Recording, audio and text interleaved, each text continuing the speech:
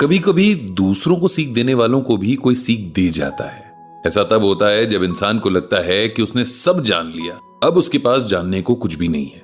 तभी कोई ऐसा आ जाता है जो इस घमंड को चकनाचूर कर देता है। कुछ ऐसा ही हमारे बृजभूषण जी उर्फ पंडित जी के साथ हुआ। पंडित जी को गीता ज्ञान पढ़ते, समझते और समझाते कई साल हो गए हैं।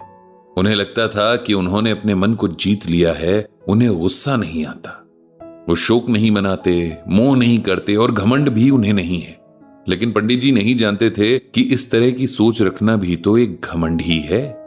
खैर, आखिर हैं तो हम सब इंसान ही, कितनी भी कोशिश कर लें लेकिन गलतियां तो कर ही बैठते हैं। हुआ यूं कि एक बार बृजभूषण जी और पंडित जी को अपने गीता ज्ञान के सेशन के लिए दूसरे शहर जाना था। जिन्होंने बुलाया था वे बहुत लंबे वक्त से पंडित जी के टच में थे, पहले उनके ब्लॉग पढ़कर और फिर फोन से बातचीत करके। इनका नाम विपुल कुमार था।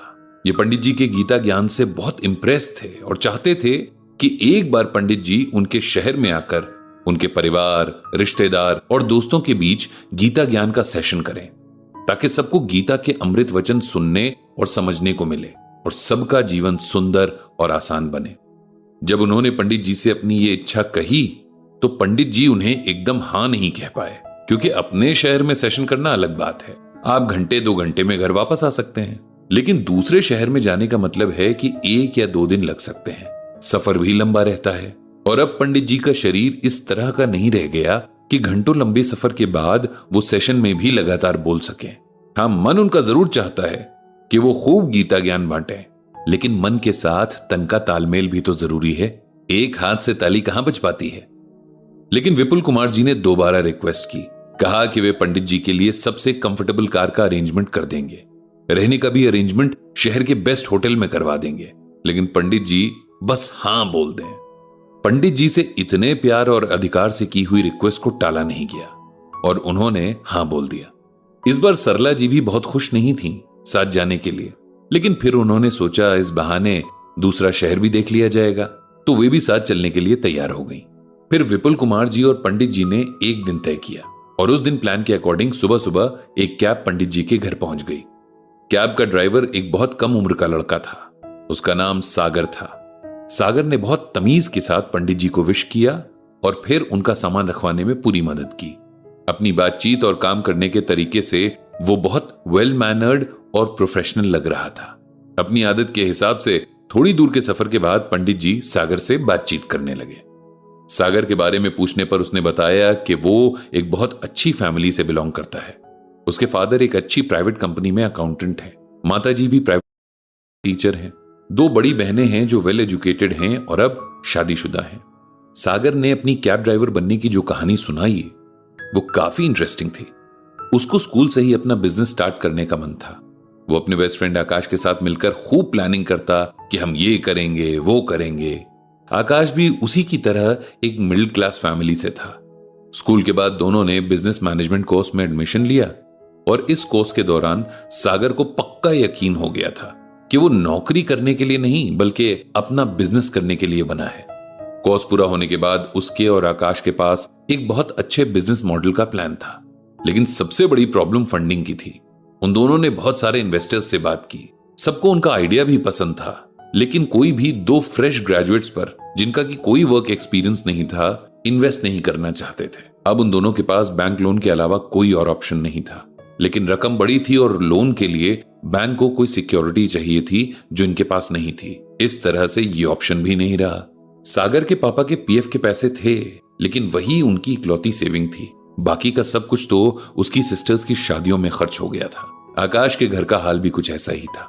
सागर ने बहुत कोशिश की कि किसी तरह उसका स्टार्टअप शुरू हो सके, लेकिन सब बेकार ही रहा। अब उसने उम्मीद भी छोड़ दी थी कि कुछ ऐसा हो सकेगा। आकाश और उसने तो अपने लिए जॉब देखनी भी शुरू कर दी थी।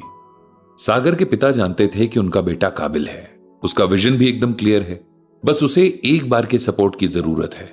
लेकिन वो फिर भी अपने बेटे की डिटर्मिनेशन को चेक करना चाह रहे थे। आखिर बात उनकी जिंदगी भर की जमा पूंजी की थी। उन्होंने सागर के आगे शर्त रखी कि अगर वो 1 साल के अंदर सही तरीके से उन्हें 5 लाख रुपए कमाकर दे देगा तो वे उसके स्टार्टअप में इन्वेस्ट करने को तैयार थे। सागर ने इसे एक चैलेंज की तरह लिया और एक्सेप्ट भी कर लिया। अगर वो जॉब ढूंढता तो उसमें काफी टाइम वेस्ट होने के चांसेस थे, और अगर मिल भी जाती तो इतनी सैलरी मिलने के चांसेस भी कम थे कि उसके फादर की शर्त पूरी हो पाती। इसीलिए उसने कोई ऐसा काम करने की सोची जो सही भी हो और वो पैसा भी कमा सके। तब आकाश ने उसे आइडिया दिया कि उसे ड्राइविंग बहुत अच्छे से आती है, क्यों ना वो उसी में अपनी किस्मत आजमाए। सागर भी इस बात को मान गया और अपने दोस्त के फादर की ट्रांसपोर्ट कंपनी में काम शुरू कर दिया।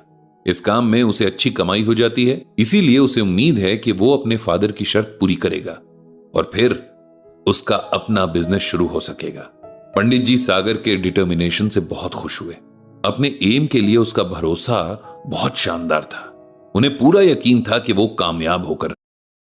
सागर को मोटिवेट करने के लिए पंडित जी ने बताया कि वे गीता ज्ञान नाम से ब्लॉग चलाते हैं, और यह ब्लॉग उन्होंने तब शुरू किया था जब उनका रिटायरमेंट बस होने ही वाला था। उनका सपना था कि हर कोई गीता को समझ पाए। धीरे धीरे मैंने बहुत सारे लोगों को अपने ब्लॉग से जोड़ा, उन्हें गीता ज्ञान से आसान शब्दों में मिलवाया, और आज देखो किसी के इनविटेशन पर गीता ज्ञान का सेशन लेने जा रहा हूं। मैं अब इतना बिजी रहने लगा हूं कि मुझे एक डायरी रखनी पड़ती है, ये नोट करने के लिए कि मैं किस दिन कहां सेशन करने जा रहा हूं। जब इस उम्र में मैं इतना कुछ कर रहा हूं तो तुम भी जरूर अपना सपना पूरा करोगे। पंडित जी की बातों में इतना मैं था, और उस मैं में से हल्की ही सही लेकिन अहंकार की बू भी आ रही थी। आप गीता ज्ञान को लोगों तक पहुंचाते हैं? सागर ने पंडित जी से पूछा। बड़े खुश होकर पंडित जी ने कहा, हां, तब भी आपका मैं नहीं छूट रहा। माफ कीजिए, लेकिन मैं आपकी बातों में महसूस कर सकता हूं। इसके बाद कार में सन्नाटा छा गया। कोई कुछ नहीं बोला। पंडित जी को रियलाइज हुआ कि वाकई उन्होंने तो गीता के सबसे बेसिक ज्ञान को ही भुला दिया था कि अहंकार सबसे बड़ा दुश्मन है। पंडित जी को गीता का ये श्लोक याद आ गया, दाने तपसि शौर्ये च विज्ञाने विनये नये विस्मयो नहीं कत्व्योन बहुरत्ना वसुंधरा। इस श्लोक का मतलब यह है कि इंसान को अपनी दानशीलता, तप, शूरवीरता, विद्वता, सुशीलता और नीति निपुणता का कभी अहंकार नहीं करना चाहिए, क्योंकि यह धरा बहुत से शूरों से भरी पड़ी है। अर्थात शेर का सवा शेर कहीं ना कहीं होता अवश्य है। अगर हम सिंपल वर्ड्स में कहें इसे, तो दानशीलता का मतलब होता है अपने पास जितना है उस हिसाब से दूसरों की हेल्प करने या उन्हें डोनेट करने का जज्बा। तप का मतलब भगवान की भक्ति। बहादुरी, नॉलेज, अच्छे नेचर और डिप्लोमेटिक होने का घमंड नहीं करना चाहिए। बेशक ये सब बहुत अच्छे गुण हैं, लेकिन इन सब गुणों में भी आपसे भी बेटर कोई न कोई जरूर होता है। पंडित जी को अब अपनी गलती का एहसास हुआ और उन्होंने भगवान श्री कृष्ण से अपने अहंकार के लिए क्षमा मांगी। तब तक उनकी मंजिल आ गई थी। सागर ने पंडित जी से माफी मांगी कि उसने अगर कुछ गलत कह दिया हो तो माफ कर दें। बदले में पंडित जी ने उसे हाथ जोड़कर कहा कि वो तो उनका गुरु निकला जिसने उनकी आंखें खोल दी। सागर ने पंडित जी के पैर छू लिए। सरला जी ये सब देखकर भावुक हो गई थी। पंडित जी ने भगवान श्री कृष्ण से उनके मन को हमेशा अहंकार से दूर रखने की प्रार्थना की।